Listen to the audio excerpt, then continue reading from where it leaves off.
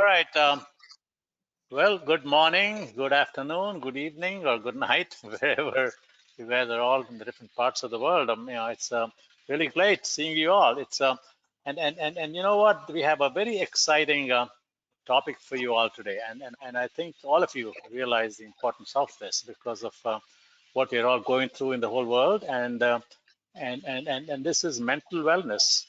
And mental wellness in this challenging times, and particularly, mental wellness for in the space of engineering education is what we are focused on. And so appreciate Dr. Hans Hoyer, making this a high priority for our webinar series as part of ICC and VEDC. And it's my pleasure on behalf of IUCE to introduce our speaker for today.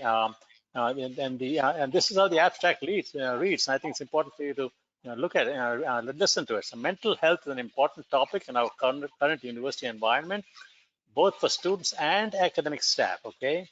Starting in 2019 and 2020 academic year, the Schulich School of Engineering at the University of Calgary implemented a mental health intervention program in first-year engineering courses. Each intervention consists of content delivery, an in-class activity, and a personal reflection designed to support student well-being.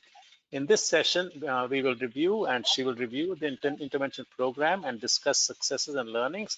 In addition, she'll facilitate an activity designed to support the mental health being of the webinar attendees. Oh my God. So hang on to your seats, guys. It's an exercise involving all of you. So the speaker information, Dr. Kimberly Johnston is the Associate Dean for Teaching and Learning with focus on student professional development for the Schulich School of Engineering. And she joined the leadership team in 2018. Dr. Johnston became an academic after completing a PhD in Petroleum Engineering at the University of Calgary in 2017. We focus of research on phase behavior of bitumen solvent systems. It sounds a lot like my type of background with materials and chemical engineering. So Dr. Johnston works in industry after completing a BS in chemical engineering at the University of Calgary in 2005. She advanced her career with Devon Canada, moving from field engineer to production engineer to reservoir simulation engineer between 2005 and 2011. Today, she's focused on something quite different, which is engineering education innovation and advancing mental health during the engineering education process. I think that is where creativity really comes when you combine different interdisciplinary backgrounds, and I think that's what you're seeing right here today. So, Dr. Kimberly Johnston, my pleasure to have you take it over, and I can make you the presenter again so that you can share your screen, right? So I'll take back the screen for a second and give it back to you so that you can click show my screen again. Oh. Okay, go ahead, click show my screen. Great. And I will disappear so you can have the floor to yourself. Okay, so I'll put this into presenter mode. Great, thank you for that introduction. So as we mentioned, I'm going to talk about, we've actually been calling it the Engineers Have Feelings Project. Colloquially, we published some papers under that title. Our program is called the Engineering Attributes Program. So I'm going to talk about a couple of things. I'm going to talk about what we did in first year for the students, what we're going to do, and I'm going to go through the first module with you guys. I got told that I can't send you to breakout rooms or anything for really heated discussion.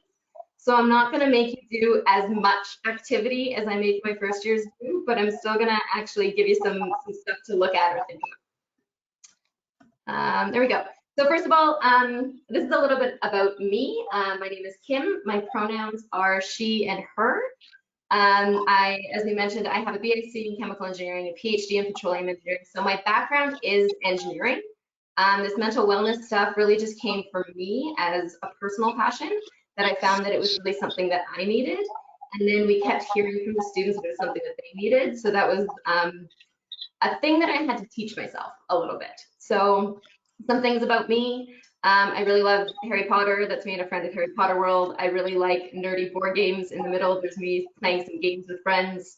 On the right is me at a baseball game. I actually don't like baseball really at all. I've been to 2 games in my whole life, but I really love doing things even I don't like doing with people I love, and that's a person I love in that picture. So that's just a little bit about me before we get going. What am I going to talk about? I'm going to talk about 2 things today. What did we do? I'm going to go over that really high level. I think I have 25 minutes to talk, and then we have half an hour to discuss. So I'm going to go over it really quickly, and keep an eye on your questions, anything you want to know, and we can talk about it. And then I'm going to do one of the modules for you. So you're going to learn a little bit about what we teach our first year students, and I'm going to do the very first module, so what we teach them in like week 2 when they come to university for the very first time. So this is a quick summary. I'm going to tell you a little bit about our engineering attributes program. First of all, we called it engineering attributes because we wanted to call the program something that had no associations with anything. We didn't actually call it a mental wellness program.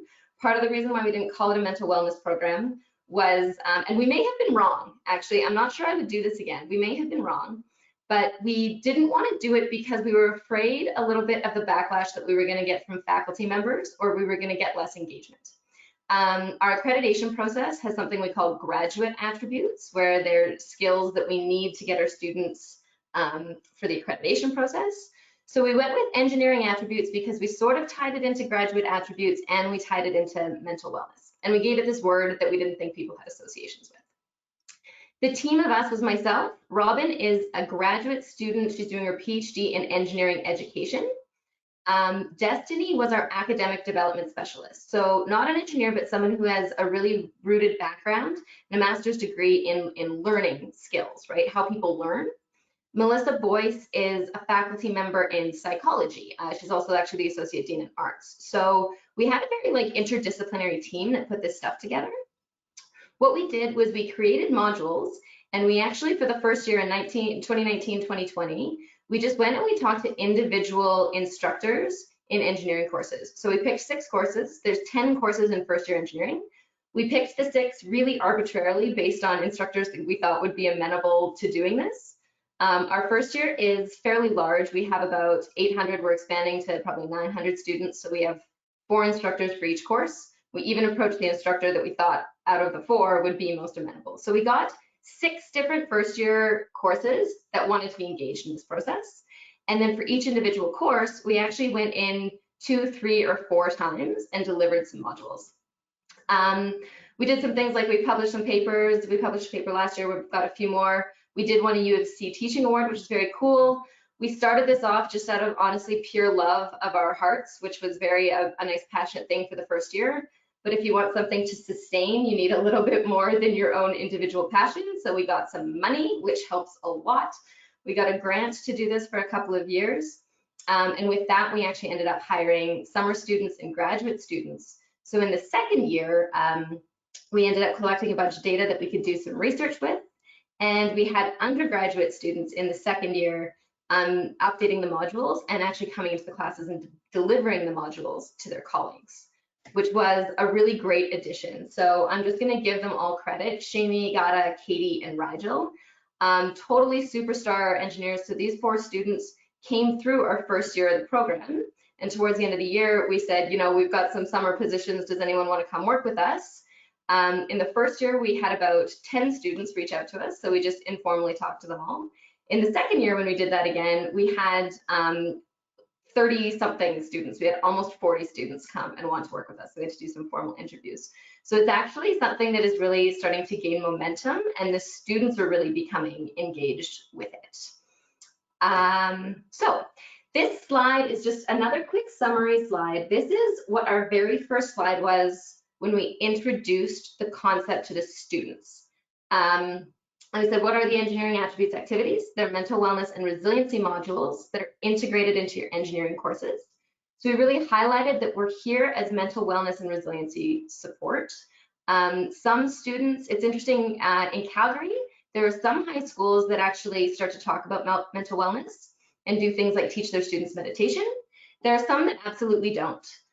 So we have a huge variety. Some people are familiar with this, some people are absolutely not. What we did with this material is we actually integrated it with the course material. So I also teach first year fluids. I went and put this material into some tutorials where I taught the tutorial, I put them into teams, and then we did the material sort of like interspersed with the technical content. So we didn't want it to be something that was just sort of off the side that the students didn't associate with engineering. We also really highlighted to the students connections across courses.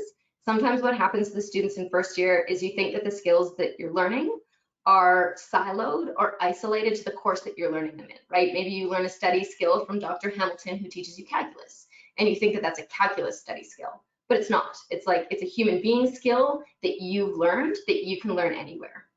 So we talk about that for them a little bit. Oh, I need to, sorry, I can't see my screen again here.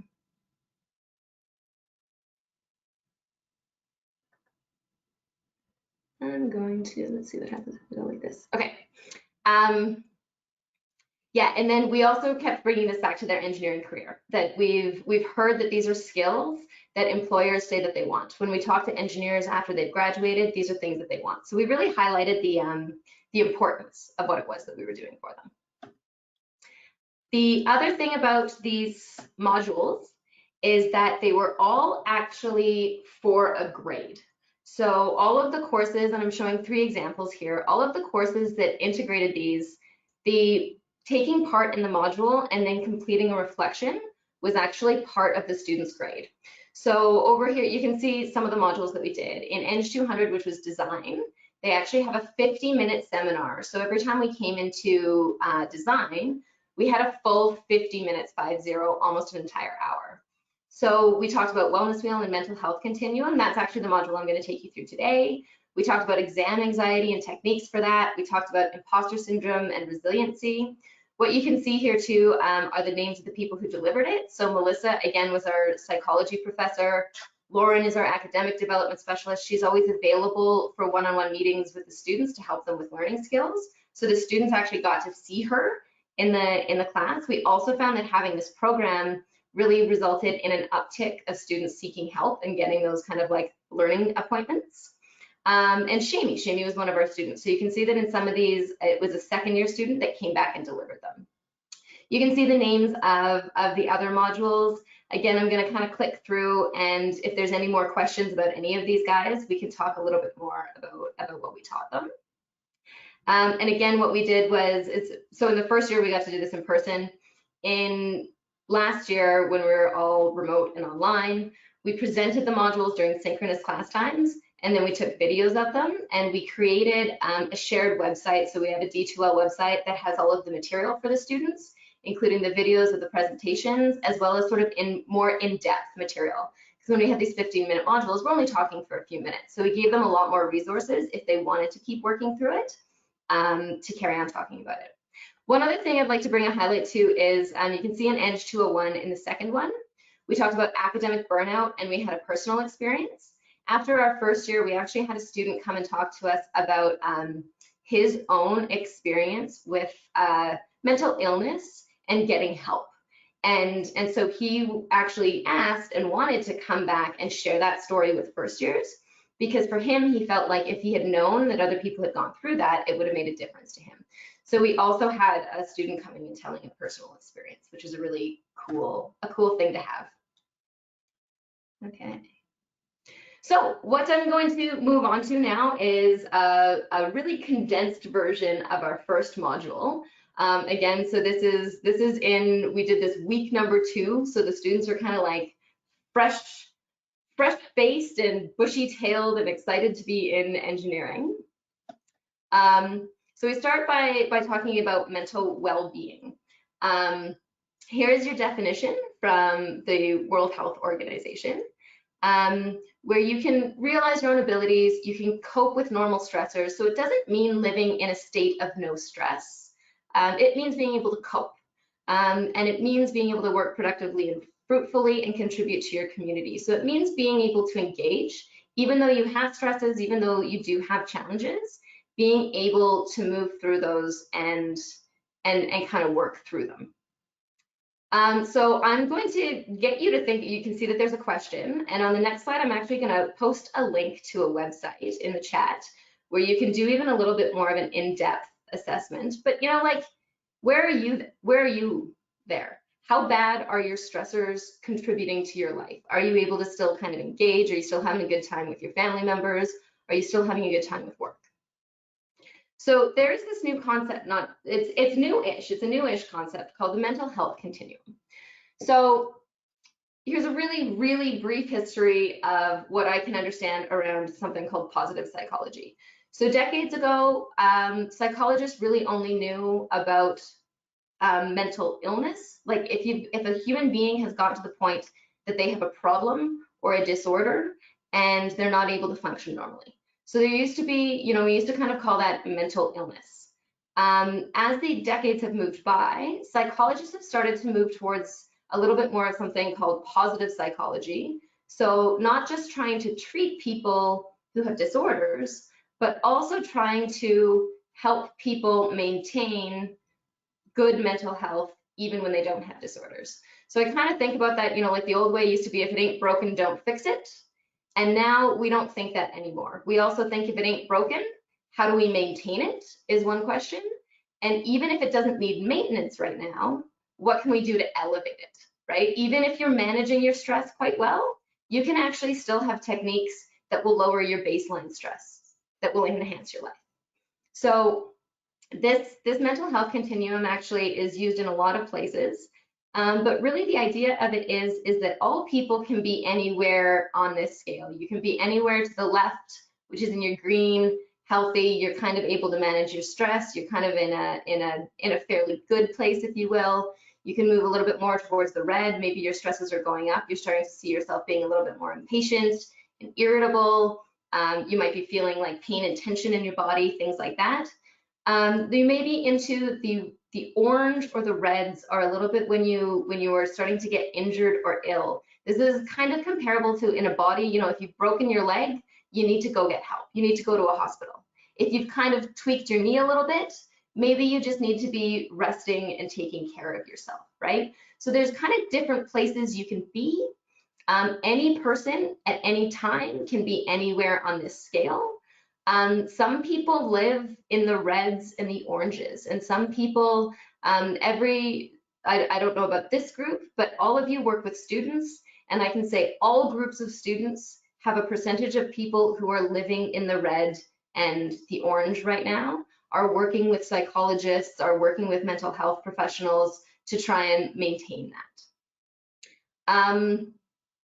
You know what, there actually is, I'll let you know this, and then maybe if anyone's interested in seeing it, I can share it with you afterwards, but there is an interactive website where you can kind of go through and click where you're at on this, and it gives you a bit of a visual idea of where you are. But you can read some of these things and maybe think for yourself a little bit about where am I today? When I do this with students, I do give them 5 minutes to click through the self-assessment tool, and I send a poll out. The polls are anonymous on Zoom, as you probably know. And I send a poll out saying, where are you at? My first year classes have got a couple different lecture sections of 200. There is always 5 to 10% of students that are in the red. So it's a little bit of an eye opener, even recognizing for the students that their colleagues are in different places as well. So the question is, what can you do? And so this is the second half of the mental wellness continuum. If you're in the green, what kind of things can you do to maintain the green or even elevate yourself, right? To increase your feelings of well-being. And so there's some recommendations like this, right? Especially in school, things like breaking problems into manageable chunks, maintain a healthy lifestyle. So then we actually also move into talking about self-care as well. What can you do when you're in the yellow? Recognize your limits, right? So sometimes there is a matter of saying no. We also teach the students some skills, and we talk a little bit about sometimes students feel like they're not doing enough, and then you say, how many hours a day are you studying? And they say, I'm working on it for 11 hours a day. And you say, you know what? You don't need to be working on it for 14 hours a day. Maybe you need to actually be taking more breaks, so you're only working on it about 9 hours a day, but you're more effective when you're doing it, right? So talking about those things. Healthy coping strategies, and we have another session on this one as well. But if you've got things that really are a stressor, there's a handful of ways to deal with it. But one way is to deal with the stressor directly, right? Sometimes it's sometimes you have a conflict in your team, and your best way to do that is to go talk to the person.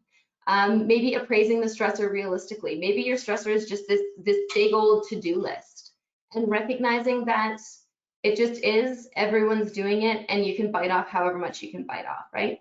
Manage your emotions. Maybe there are ways of getting out, meditating, talking to people, other kind of things like that. In those, and then I'm going to move in and I am going to do this one for you guys. So you guys can all take a second and we are going to take just a couple of minutes and do a grounding exercise and a breathing exercise. And I will say that at the end of the term, after doing this for 2 years, when we ask the students what helped most and what didn't help most, this breathing technique is actually the one that we hear about the most, because we teach them this breathing technique and then they find that they do it in class, and so we make them do it, and then they find that they didn't take it super seriously in class, but when they go to their exams and they recognize their own anxiety and nervousness, they're like, and then I used the breathing technique, and then I remembered the things that I had studied, and I got in and I felt like it was okay. So it's kind of neat. So the getting grounded activity. First of all, we take a second and you kind of take a deep breath and then actually go through your senses. So look around your office and identify, you're all muted so you can say something out loud. Say things out loud, 5 things you can see. I can see my lamp, I can see my cell phone, I can see my mouse pad that has a comic on it, I can see a picture of my nieces doing yoga, and I can see my keyboard. And then move on and say 4 things you can feel. They can be things you're feeling or you can actively touch something. I can feel the air in the room. I can feel the clothing on my body. I can feel my keyboard if I touch it. And I can also feel the wood panel of my desk. Then move on to 3 things you can hear. There's an obvious one, which is you can probably hear my voice. Maybe you can hear other things going on in your house. Maybe you can actually just sort of, it's quite quiet and you can hear the hum of some mechanisms in your home. 2 things you can smell. I can smell my coffee, and I can smell actually just the general scent of this room. I'm in my yoga room, so sometimes there's sort of leftover essential oils. And 1 thing you can taste. If you're not drinking anything, it might just be the taste of your mouth, but I can taste coffee. So that's our grounding exercise, and then we're going to do 3 rounds of breathing. So this is called triangle breathing. There's lots of different breathing techniques. But the one great thing about stress management techniques is that there is something that you always have with you, and it is your breath. Breathing and meditation techniques are really, really well researched. Pretty much everybody who researches them find that they do wonderful things. They make you healthier, they reduce your stress. So we know that breathing techniques help. What we don't know, and what my research is, and what I'm trying to figure out is, does me going into a classroom and telling students that breathing techniques help students? I'm finding that it definitely helps some of them. I don't think it reaches everybody, but anyways, that being said, if you do this, it will help you stress. So we are gonna start and let all of your breath out, and then everyone is gonna breathe in for 1, 2, 3. And you're gonna hold your breath in for 1, 2, 3, and then you're gonna let your breath out for 1, 2, 3, and then you're gonna breathe in for 1, 2, 3, and you're gonna hold your breath for 1, 2, 3. You're gonna breathe out for 1, 2, 3. You're gonna breathe in for 1, 2, 3. And hold your breath for 1, 2, 3, and breathe out for 1, 2, 3. So it's triangle breathing, a technique that is always available to you. So I didn't finish off on the what can you do. If you did identify, or if you do ever identify that you are in the orange, and then we'll move on to the red zone, but the orange zone is injured. So this is where you're gonna actually need some help.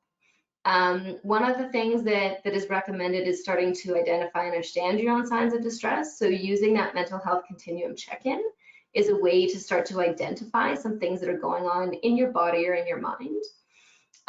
Talking and seeking help is a really, really important part.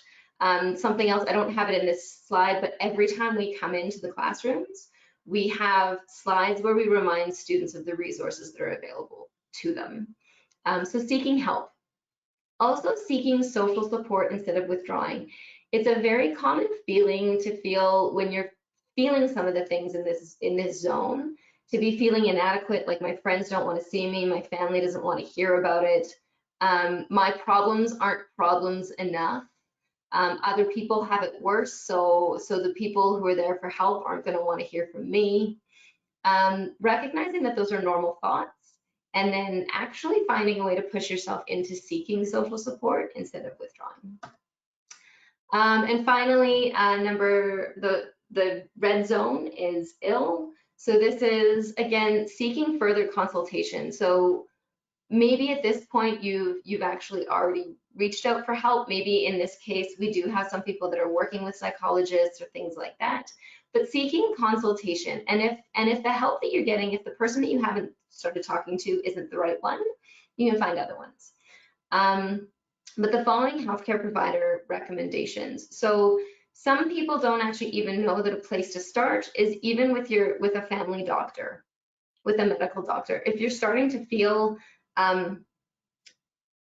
if you're starting to feel those symptoms of being in the red, if you're starting to feel like your life is out of control, like you're procrastinating too much, like things are going really, really off the rails, a doctor is a way to start. And working on regaining physical and mental health in whatever recommendations you get. So the final section that we're going to talk about here is the aspects of wellness. So we talked about that mental health continuum sort of tells us where we're at on a spectrum, how good, how bad we're feeling. The wellness wheel is a bit of a model to break down all of the different aspects of our mental well-being. So no matter where you're at on that scale, there is still some taking care of yourself. So we teach the wellness wheel as a bit of a framework for self-care. I'm gonna click over to the next slide, which has a lot of ideas around how to take care of these different aspects of ourselves. So let's see, gotta click through. There we go. So academic, this actually tends to be the one that students are most focused on taking care of. But if they're struggling, we really encourage things like study groups. We keep introducing them to our Engineering Academic Service Center, help supports and things like that. So we just keep reminding them of, if they're struggling, how else can you get help with your academics? We also frame a lot of the upcoming modules. Like some of them we do learning techniques or study techniques or stress management techniques. And a lot of those we actually frame into the academic form of well-being, because we know that kind of the two biggest stressors for first years are obviously like their classes and their grades and their program placement. So also physical, right? You can't be doing all of these things if you're physically not taking care of yourself, or you're physically unhealthy. So if you're sick, take breaks, take care of yourself.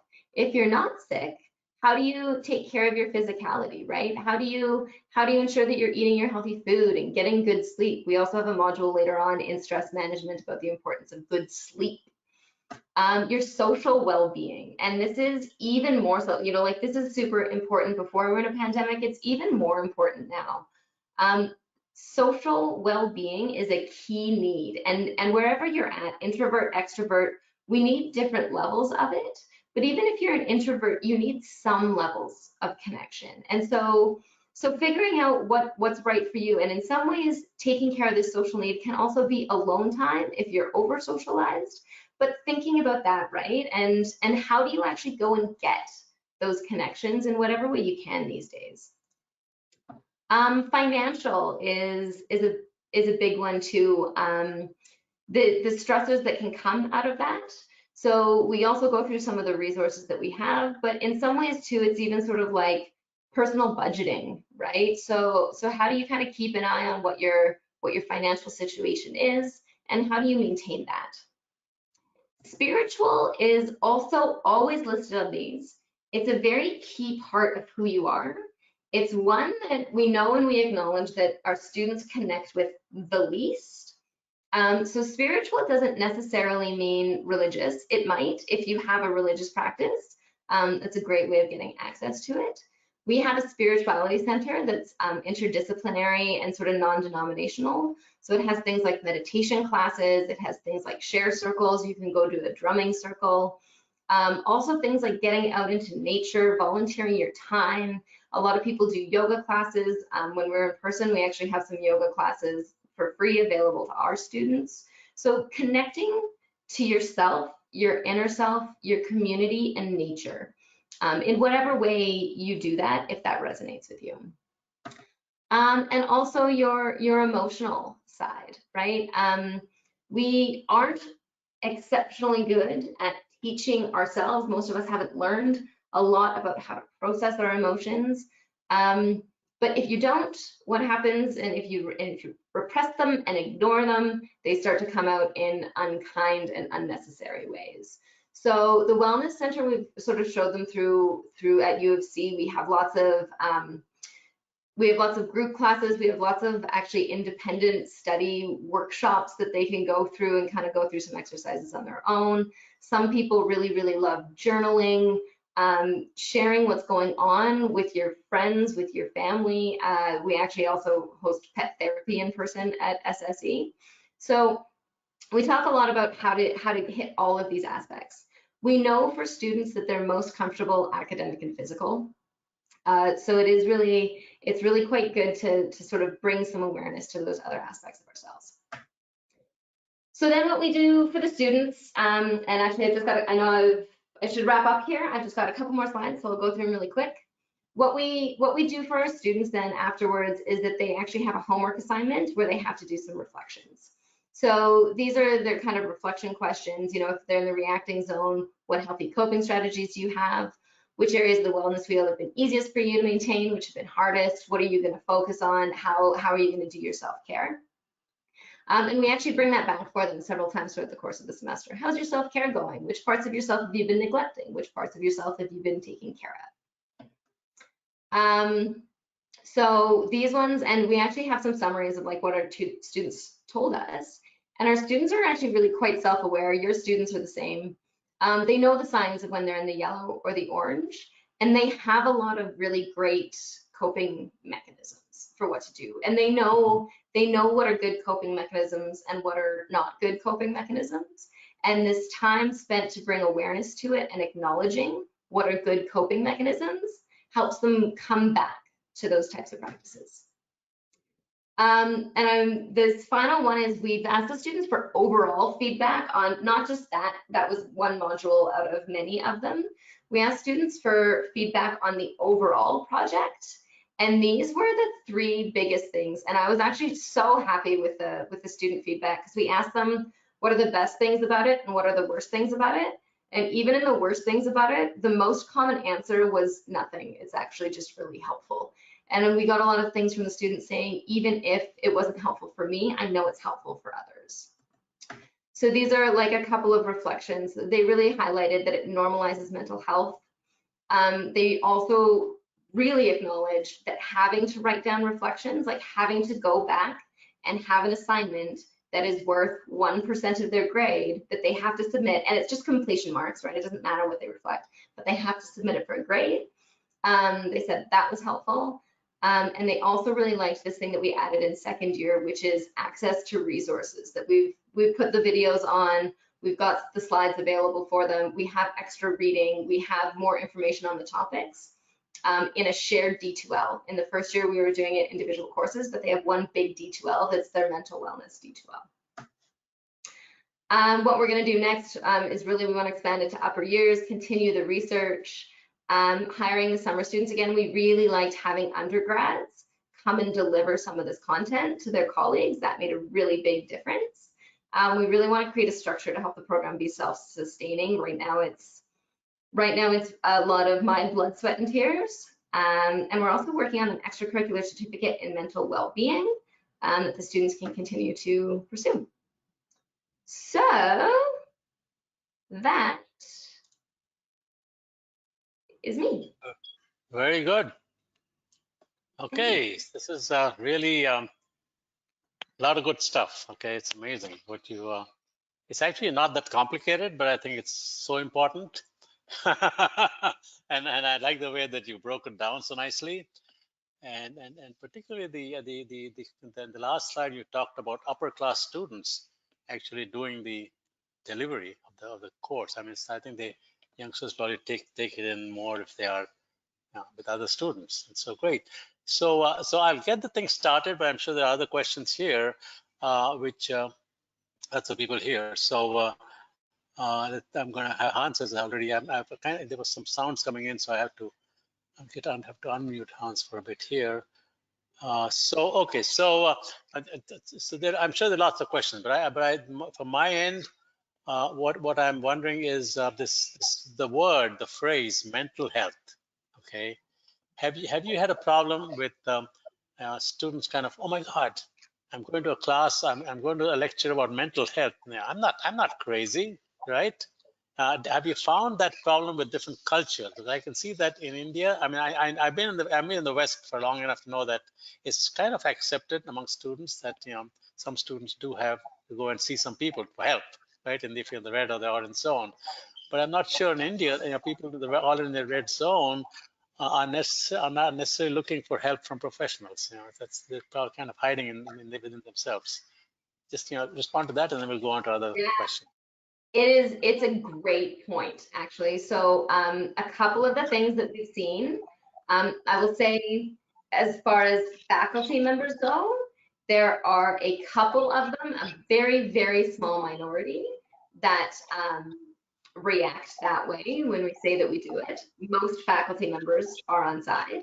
The students, what we've heard the most actually, which is a really almost interesting phenomenon, is that the students sort of like brush it off a little bit like, oh, this again, we don't need this.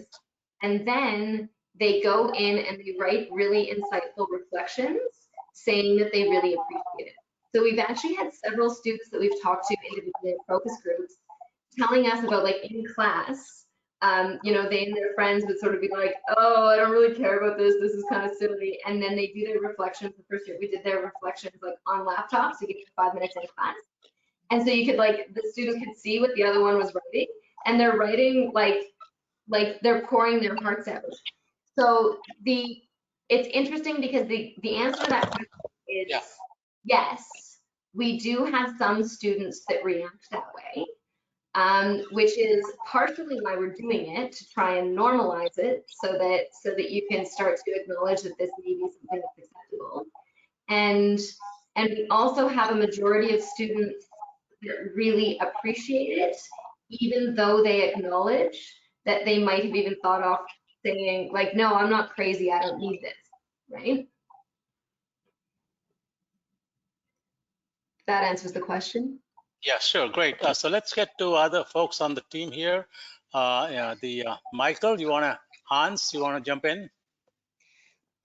I just want to ask Kim, this is such a thoughtful and a unique presentation. I'm very grateful, Kim. I just sent you a little text asking, this is powerful, the work that you're doing with students. Part of the IFES and GDC and ICUE global community consists obviously of students of vitally important, but also of leaders, deans, university presidents, and faculty members. Your focus is the students, which is powerful. What about the support that I'm a dean responsible to lead this complex organization and the challenges I face not only in my personal life, but those of the members of my team, the faculty members and the staff? Let me just stop right here. Yeah, I think it's a really, really great point. So I'm the Associate Dean Teaching and Learning, and our Vice Provost of Teaching and Learning has actually also acknowledged that, as well as our Dean of Engineering has acknowledged that. So my group of Associate Deans Teaching and Learning have a standing meeting every single month that is facilitated by a healthcare professional, where we come in and we share our feelings about what it is that's going on, and the healthcare professional facilitates a couple of little activities or reflections designed to sort of maintain and support our well-being. And Bill, our dean, actually has run a couple of those for our Schulich Engineering leadership as well. So I 100% agree that it's absolutely critical. Another thing that I found very interesting is that when we went into classes and delivered some of this material, sometimes the instructors stay, sometimes the instructors are like, oh, I've got 15 minutes off and I'm going to take that 15 minutes off.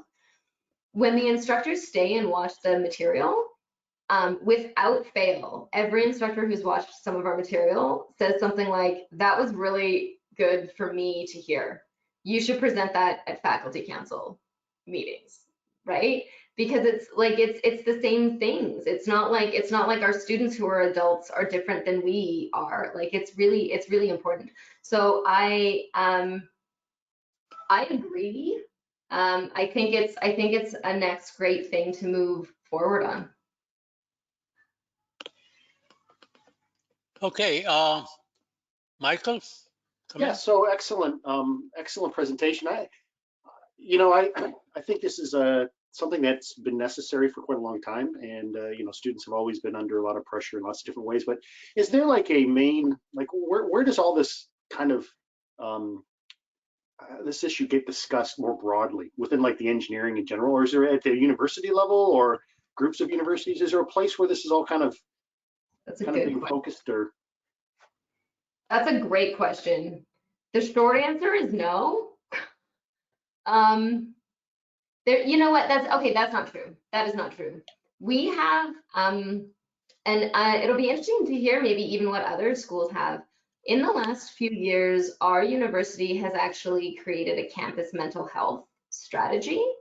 The guy who headed that up is obviously a psychologist, and he was actually part of Canada, like the Mental Health Commission of Canada, and the standards, the standards committee. I can't think of their acronym, but the people who like that do standards on things like steel-toed boots and like all. There's actually now a standard for campus mental health.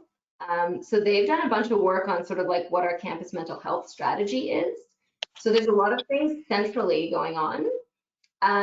All of the faculties do have a mental health committee, like what is it that we're doing with mental health committees, and that's sort of done like varying levels of things. So I would say that it's, there's some mechanisms where it's centrally housed, but I'd still say it's where we're at right now is that it's still kind of quite piecemeal. There's people doing things over here, there's people doing things over here, and they're kind of all over the place. But it's gaining a lot of engagement. Like I would say probably 2 or 3 years ago, nobody knew what they were doing with this. Whereas now I think that we've gotten a little bit to that critical mass of we have enough people at the university doing this type of work, and we have enough people putting that material together, and it's starting to get normalized, and it's starting to get traction with the students, and it's starting to get traction with the faculty members. So it's kind of getting to that place. Another place too, we in CIA, the Canadian Engineering Education Association, this is a topic that comes up for them as well. I don't think that there's necessarily like a subcommittee that does mental wellness yet, but there is some sharing across Canada that's happening too. Okay, great. Ala, come in, my friend. You have any comments here? Yeah, just a brief comment. Thank you, Kim. This is a very important topic that is very frequently overlooked in, especially like Michael said, in engineering and so on. My only comment is that we should encourage engineers to do more reading on this and so on, but I think we need to be careful implementing this within the classroom the way you did it. It requires a certain level of depth and understanding of the problems at hand, because there are a lot of people who have a lot of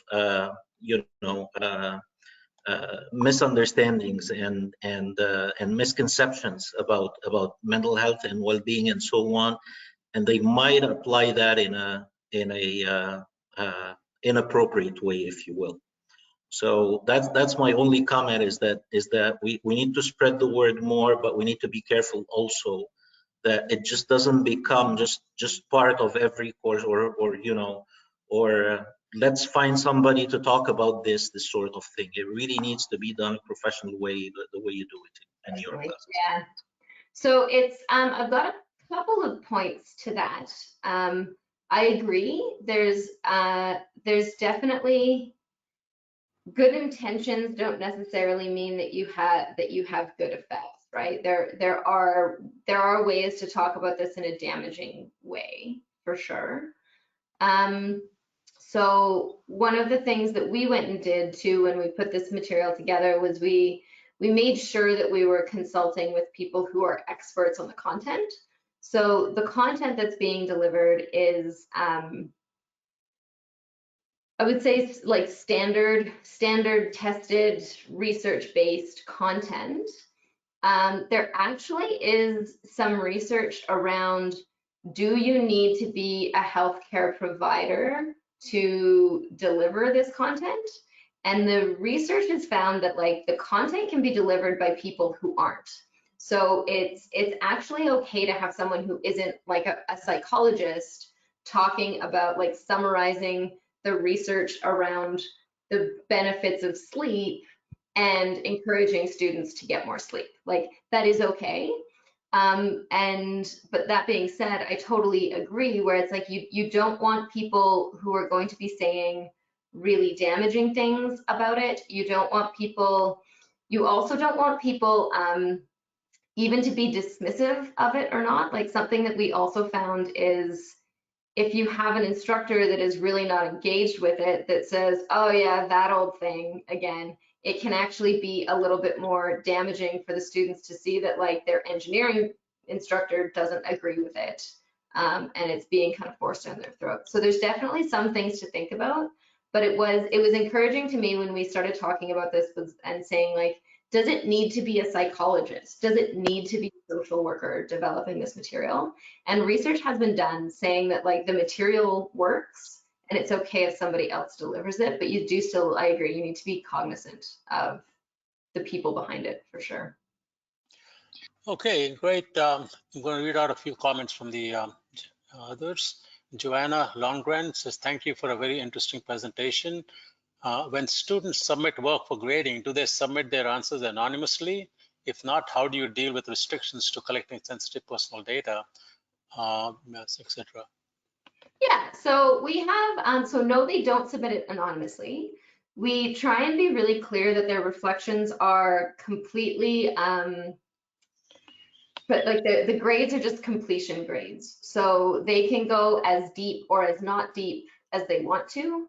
We also mention at times like it's okay to say, you know what, I do this work, but I'm more comfortable talking about it in my therapist's office kind of thing. So they don't need to disclose anything really deep or personal. So we say that, right? And they get to write their own reflections. So they get to choose what they're disclosing with us. But so there's that side. There's also the other flip side that we also tell them that we do read all of the reflections, but the grades are just completion. So they'll get their grades within a week or whatever. We might not read the reflections within that week. So if they're doing cries for help, we actually might not see it for a little while. And we do get, like every year we have gotten, you guys know the statistics, and or maybe you don't, but there is a percentage of students in engineering that are considering suicide. And so every year we've actually identified and flagged, and we do kind of try and go through the reflections for flagging really concerning words and seeing if we can like connect the students to help. So we've flagged suicide, and not a ton, but it's come up. And so what we did tell the students is like, we will read them, but we might not read them for a while. So if like this isn't the place for you necessarily to reach out for help. If you are really struggling, these are other places where you can go reach out for help. If we see something that it sounds like you're really struggling, we can talk. You can talk to us. We can reach out to you as well. But we might not get there for a little while. So far, we haven't had any real problems with it. I think being really clear that they don't have to share anything that they don't want to share, and that it's for them. and that we know we're going to read them. So they're kind of okay there. Okay, comment from Nipun Magotra. How do you overcome self-doubting? How to balance wellness wheel in the day-to-day life of a college-going student? Oh my goodness. So was the question how I overcame self-doubt with putting a mental wellness project into first year, or how we help students overcome self-doubt? Because both are very, very valid questions. One of the techniques that we use for self-doubt, we actually talk about in one of our resiliency sessions, we talk about imposter syndrome. And so we start to talk about the unkind things that we say to ourselves, which again, probably everyone in this call can relate to at some point in their lives of everybody else is smarter than me, or I've fooled people and I'm nowhere near as smart as everyone thinks I am, or those kinds of things. So we have those cognitive distortions that say I'm not smart enough to be an engineer, I am too lazy to do this, I blah, blah, blah. So we teach a technique, and actually I really like this one. It's the 3 C's with it. When you catch that thinking, recognize the thinking. So catch it, first of all, and then challenge it and say, am I really not as smart as everybody else? Like the people who do this research just told me that everybody else in this room is thinking this too. I have a lot of evidence to indicate that I'm able to succeed in this. So challenge it and then change it and just give yourself a different thought, even though it might feel like a lie to begin with, and saying, you know, I am smart enough to be an engineer. Everyone fails sometimes. If I don't do well in this test, I can learn different skills to move through this. So we teach them the 3 C's, and when we taught them that in the chat, somebody said, my 3 C's are in Eng 201, Eng 233, and Math 275. And I was like, ah, that's cute. And we actually had a reflection about that, saying that when you talked about the 3 C's and having somebody jokingly say that the 3 C's related to his grades in 3 of his engineering courses, it made me feel like I wasn't alone, and it made me feel like other people were challenged as well, and that actually helped me with the imposter syndrome. So I thought that was actually a really cute little anecdote. Okay, question from Anna. Yes, there will be a recording available, so definitely. Question from Samuel Mukasa. Thank you, Samuel. Great presentation, Dr. Johnston. 2 questions. Are there plans to extend your excellent program to non-engineering students? Hans just asked my second question. Yeah, so they're doing that. The woman that I work with, Melissa Boyce, who's my psychology collaborator, actually put together one thing called a certificate in mental wellness. So there's so that you can actually get there's courses in this, and I got to teach one of the courses. There's a course called Mental Wellbeing and Intersectionality. So there's actually like full out courses available at the U of C now, which is pretty cool. She started to put together some material too, like in the Faculty of Arts, they email out a well-being check-in every single week to every single student in their faculty. So it's interesting, and we do have oh yeah, we've made a lot of progress in what we're doing for committees as well. So we have another subcommittee which started this year, and it's mental wellness in teaching and learning. So there's a representative from every single faculty at U of C, and we talk about, again, mental wellness in teaching and learning. Like for the past 10 years, there's been lots of talks at the university around mental wellness. We have a counseling program, right? They have online resources, but it's always sort of been outside the classroom. Like if the students are stressed, then outside the classroom, they can go get support. So this committee is specifically around like, what are we doing in teaching and learning to support mental wellness of our faculty, staff, and students. And so it's interesting because some other faculties are thinking about those kinds of things, like how do we integrate this in the classroom? So yeah. Okay, question from let's see, from Samuel. Another question: is mental health program being adopted across Canada? Not that I know of. That would be cool. I think where we're going to start to go is to try and present this at our at via this year, so at our engineering conference across Canada. So hopefully other people start to do some things, and if anyone ever wants to have like a good conversation around what we can do or how we can put it in, I'm definitely amenable to that. Okay, last question here before we give it to Hans to wrap it up. A couple of participants, similar question. Can you suggest links for self-assessment of mental health? Oh yeah, I will, let's see, I will put that into the chat, actually. Yeah, you can, as an organizer, you can just send it to all the participants.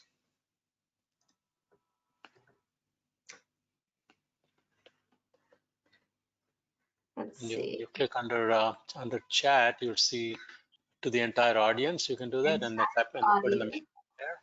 And then I will try and copy and paste this. Copy and paste, yeah, whatever you want into that type message here. Great, Hopefully done. Okay. Yep, you got it. The Working Mind Canada Continuum self-check. Perfect. Okay, great. Hans, back to you. Thank you very much, Dr. Johnston. Very, very, very relevant and very thoughtful presentation, and the way you also handled the question. Just on behalf of our community, we really thank you. Please share some of the materials you mentioned, and we'd like to share it more broadly, not only within the North American, but in the global context community per se. Just perhaps you and I can continue to discuss this per se. We, for the first time in the IFES GDC IUCE community, had a very, very fruitful discussion last year in November in our global conference on this issue, and you're taking it to another step, and we certainly want to continue that. I've mentioned before several of our close friends in Latin America. We have offered one webinar in Spanish, particularly among leaders of deans, for example, in the Latin American context, and we want to expand that. I just wanted to share that with you. The seed I want to plant, just very briefly, is for all of you. We have students here today. We have faculty, we have deans, we also corporate members, which are very, very important part of our community, already planning for our global conference this year in Madrid in November. And we will begin to advertise the program and all that. And again, I will discuss with colleagues in terms of how this particular fundamentally important topic could also be part of the program there. Again, Dr. Johnston, on behalf of all of us, the IFES, I'm happy our IFES president is here, and the GDC community and the IUCE. Thank you kindly, and peace be with you, and above all, be healthy during this difficult time for all of us. Thank you kindly. Thank you very much. Thank you very much, Dr. Kimberly Johnston and the whole team here. And take care, everybody. Good morning, good afternoon, good evening, wherever you are, and be well, be happy, be safe. Okay? Take care. Bye-bye. Thank you. Bye-bye. Thanks everyone for the time. Thank you.